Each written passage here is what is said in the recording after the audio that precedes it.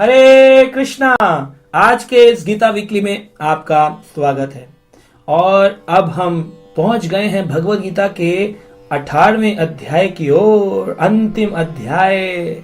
तो अब धीरे धीरे इस गीता वीकली के अथक प्रयास जो हमने किए वो पूर्णता की ओर जा रहे हैं। और कुछ ही श्लोकों के बाद हम इस भगवत गीता के पूर्ण ज्ञान को आपके सामने इस रेडियो द्वारका के माध्यम से प्रकट कर चुके होंगे।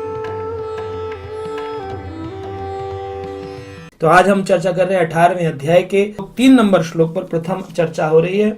इसमें हम ले रहे हैं आज प्रश्न।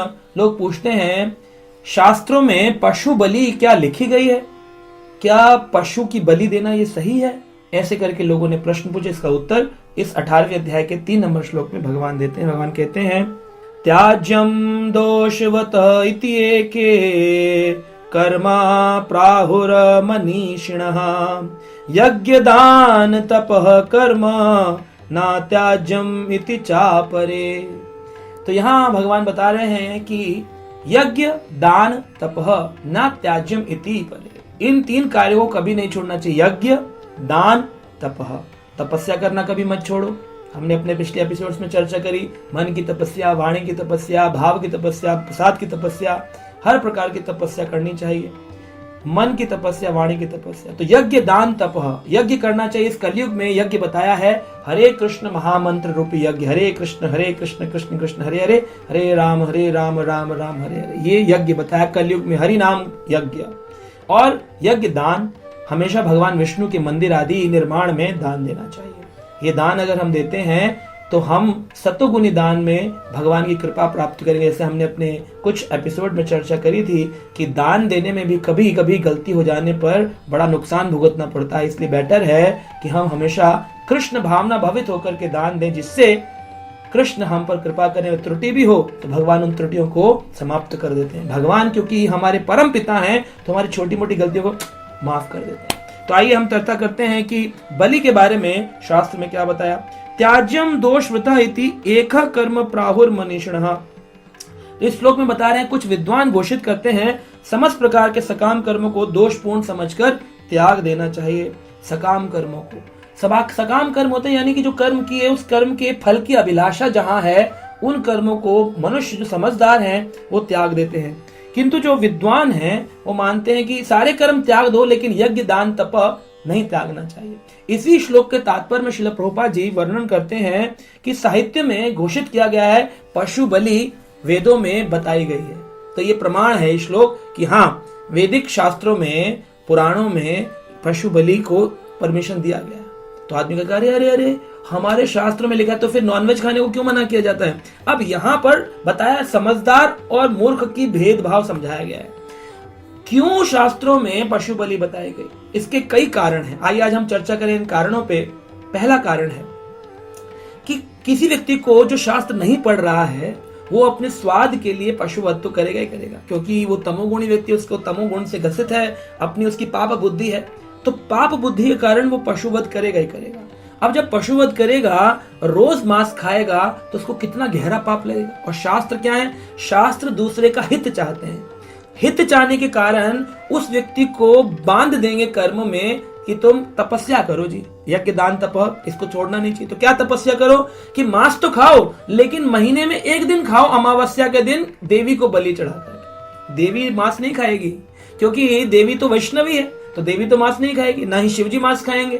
ये भी वैष्णव है, वैष्णव नाम यथाम शब्बू, दोनों भव भवानी, वैष्णव परम वैष्णव है। तो क्या करेंगे? बस एक मूर्ति लगा देंगे उनके सामने और वहां पर जाकर के बलि चढ़ाई जाएगी, क्रिया बन जाएगी। इससे क्या है? 29 दिन मांस खाने से शास्त्रों ने मना किया। तो लोग बोल रहे हैं एक्सेप्टेंस तो देख रहे हैं, 1 दिन खाने को बोला, ये नहीं सोच रहे 29 दिन रोक दिया। शराब पीने के ठेके सरकार खोलती है। क्यों खोलती है? इसलिए ताकि लोग रोड रोड पर शराब ना पीते घूमे, एक स्थान पर जाकर परमिशन लाइसेंस शॉप से ही शराब पिए। ऐसे तमोगुणी जो ग्रसित लोग हैं उनको कैसे कंट्रोल किया जाए? तो ये समाज के नियम शास्त्रों ने बनाए हैं कि तमोगुणी व्यक्ति को भी धीरे धीरे, अब 29 जब वो नहीं खाएगा तो उसका एक तो शुद्धिकरण हो रहा है, वो मांस नहीं खा रहा, उसकी चित्त शुद्धि हो रही है, ठीक है। और दूसरा, उसको लग रहा है कि मैं कोई देवी, कोई भगवान होते हैं जिनको बलि चढ़ाकर खाना चाहिए, तो उसके अंदर एक भाव का भाव का बीज प्रकट हो रहा है कि हाँ हमें भगवान को चढ़ाना चाहिए। अब क्या चढ़ाना चाहिए वो उसको ज्ञान नहीं है कि भगवान तो पत्रम पुष्पम फलम तो हम कहते हैं, मैं मांस चढ़ा रहा हूं। तो इस कारण से यहां पर ये बलि पशु बलि बताया गया। और इसमें दूसरा कारण है कि किसी भी पशु जो पुराना बूढ़ा होता था उस पशु को यज्ञ आदि में प्रवेश कराते थे। कहते हैं यज्ञ दान तपह नहीं छोड़ना चाहिए, तो यज्ञ में प्रवेश कराते थे, उसके कान में बोलते थे मांस, बोलते ना मांस खा रहा हूं, मांस ये शास्त्रिक शब्द है। मांस का मतलब है मैं तुम्हें खा रहा हूं, तुम कल मुझे खाना, यानी मैं पशु बनने को तैयार हूं और तुम मनुष्य बन जाओ। तो उस पशु को मनुष्य का जीवन देने के लिए कोई सैक्रिफाइस करेगा कि मैं पशु बनने को तैयार हूं, तुम मनुष्य बन जाओ। ये हमारे ऋषि मुनि साधु लोग करते थे। किसी बूढ़े जानवर पर, किसी जानवर पर जो पशु बड़ा ही दुर्गत स्थिति में है, रोगी स्थिति में है, कहते थे चलो इसको मुक्त करना है, हम संसार के दुखों को झेलेंगे क्योंकि हम वैष्णव परा दुखे दुखी, इसको मनुष्य शरीर दे देते हैं। तो मनुष्य शरीर दे देते, इसलिए उन तमोगुनी ग्रसित लोगों को उद्धार करने के लिए, दूसरा पशु को एक नया जीवन प्रदान करने के लिए, तीसरा उन पर दुख की भाव से, उनके ऊपर एक दया की भावना से, चौथा 29 दिन उनके मांस को रक्षा करने, उनकी चित्त को रक्षा करने, पांचवा उनके अंदर ऑफरिंग का भाव उत्पन्न करने के लिए।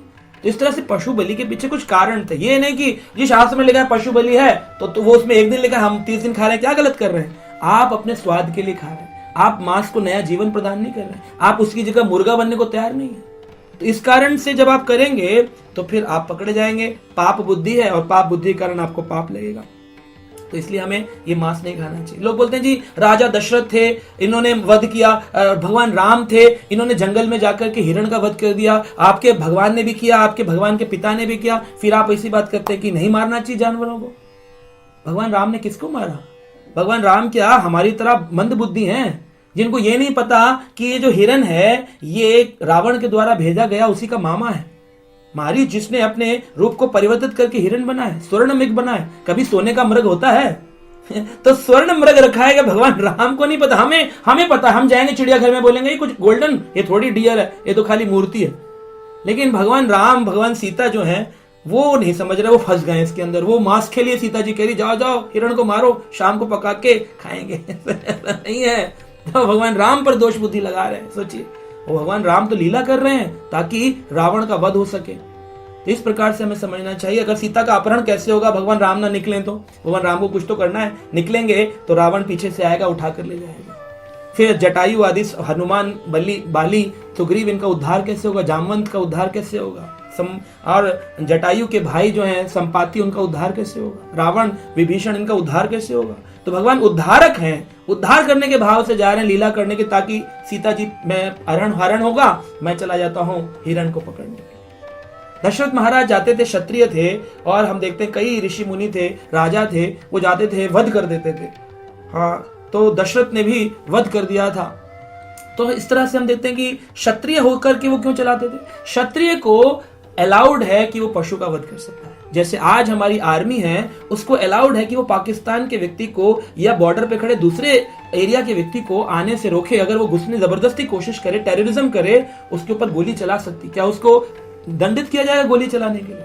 लेकिन वही आर्मी ऑफिसर वापस दिल्ली आ जाए, बॉम्बे आ जाए, अपने इस भारत देश के और अन्य शहरों में आए बॉर्डर छोड़ के, और वो किसी को गोली से मार दे तो उसको भी दंडित किया जाए। लेकिन जब वो बॉर्डर पे है, उसकी जिम्मेदारी है, क्योंकि वो क्षत्रिय है। क्षत्रिय शब्द का मतलब है जो दूसरों को क्षति से बचाता है। ऐसे भाव में वो राजा जाएगा और अपने समाज को, राज्य को बचाने के लिए आतिताई पशुओं का वध करेगा। तो आजकल तो ट्रेनिंग ग्राउंड्स होते हैं, तो पहले ट्रेनिंग ग्राउंड क्या होते थे? लाइव ट्रेनिंग करने जाना, जाओ ये शेर ने 10 लोगों को मार दिया, जाइए राजा साहब हमारी रक्षा करिए। राजा जाएगा, उसकी प्रैक्टिस भी हो जाएगी, आतिताई पशु भी मारा जाएगा। कभी कभी राजाओं भी मारे जाते थे, शेर के आक्रमण, और कई पशुओं के ऐसे घातक आक्रमण होते थे, राजा भी मारे जाते थे। तो ये लाइव ट्रेनिंग सेशन होता था, क्योंकि वो क्षत्रिय हैं, उनको जाकर के अपने राज्य की रक्षा करनी है। तो आप क्षत्रिय हैं, आप बॉर्डर पे हैं, नहीं, आप तो अपने स्वाद के लिए जाकर के बना रहे हैं होटल में खाना और बोल रहे जी वो आपके शास्त्रों में लिखा है। तो शास्त्रों को गलत रूप से मत देखिए, यह अपराध है। शास्त्रों की अलग विवेचना करना, उनको गलत रूप से देखना, यह अपराध है। इसलिए शास्त्रों में पशु बलि के भी कुछ कारण है, शास्त्रों में क्षत्रियों के द्वारा वध करने के भी कारण है। ये सब कारण प्रभुपाद जी ने भगवत गीता में वर्णन किए हैं, शास्त्रों में भागवत पुराण में वर्णन है। इसको पढ़ना चाहिए और अपने जीवन को इसी रूप से समझना चाहिए। अगर आप ना तो क्षत्रिय हैं, ना आप किसी को नया जीवन प्रदान कर सकते, तो केवल आप मांस के लिए, स्वाद के लिए मत खाइए, किसी की हत्या मत करिए, बड़ा पाप है। और अपने को सतोगुणी भोजन खाइए, हो सके तो भगवान का प्रसाद खाइए, जीवन को सफल बनाइए। हरे कृष्णा।